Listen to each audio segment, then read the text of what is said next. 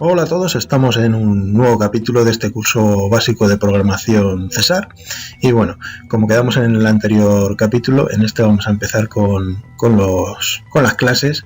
Ya os enseñé lo que eran los métodos y en este tocan las clases. Bueno, como sabéis, la programación orientada a objetos se basa en la programación de clases. Una clase básicamente es un molde del que luego se pueden crear varios objetos.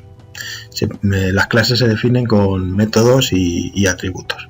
Y bueno, vamos a empezar mejor con un ejemplito. Y lo que vamos a hacer es sacarnos el código del ejemplo de Fibonacci de otros vídeos a una clase externa en vez de ejecutarlo todo en la clase principal, que es la que inicia el flujo de ejecución. Program, por defecto, cuando creamos un proyecto de consola, es la clase por la que empieza el código, concretamente por el método main. Bueno, como veis, al crear la clase nos ha importado una serie de using, que son para que podamos utilizar los métodos del propio framework. Y ahora nos vamos a traer los dos métodos que implementamos en capítulos anteriores a esta clase para tenerlo un poco todo más estructurado. Nos pasamos los dos métodos a la clase que acabamos de crear y la idea es poder llamar a esos métodos desde el flujo principal de ejecución. Ahí veis, los metemos dentro de la clase de Fibonacci. Y bueno, para poder instanciar una clase desde otras, estas clases necesitan un constructor. Por defecto, si tú no defines ninguno, como veis ahí, si tú no defines ninguno, implícitamente el compilador te crea uno. Y ahí estoy intentando definir otro nuevo. Como veis, me lo marca en rojo. ¿Por qué?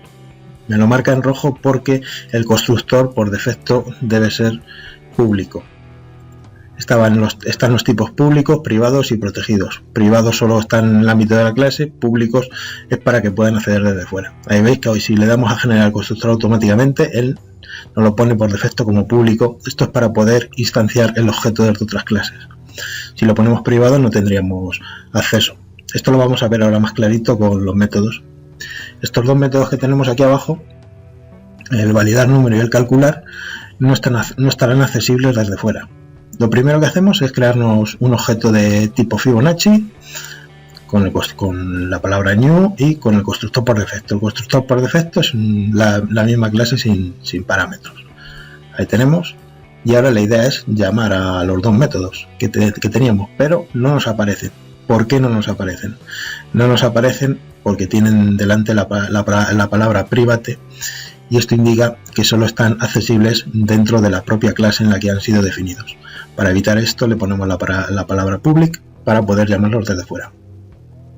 La otra palabra que por defecto te pone que es static la vamos a quitar porque en teoría es para poder llamar sin instanciar el objeto, pero el objeto ya está instanciado con el new. Instanciar el objeto es crear el objeto, es Fibonacci igual Fib igual a new Fibonacci, o sea, crear una instancia del objeto, lo que hemos hecho arriba.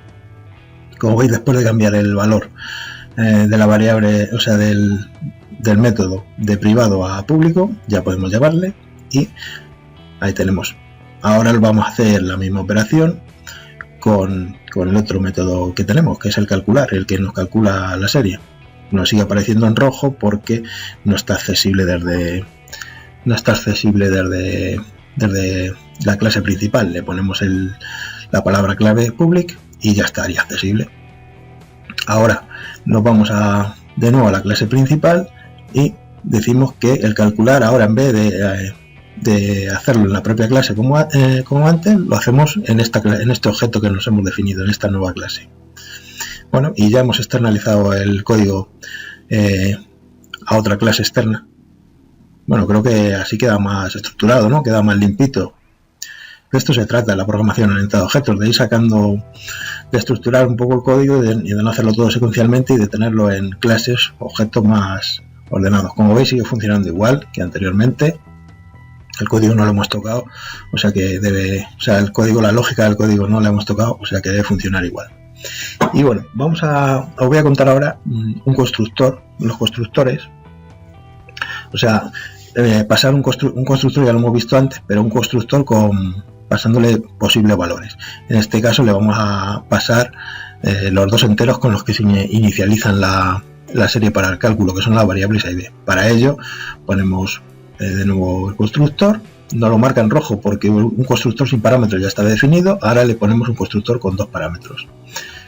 Ya nos quita el error, y lo que vamos a hacer es estos 2 parámetros que antes que se pasaban a la función calcular, ahora inicializarlos al instanciar el objeto.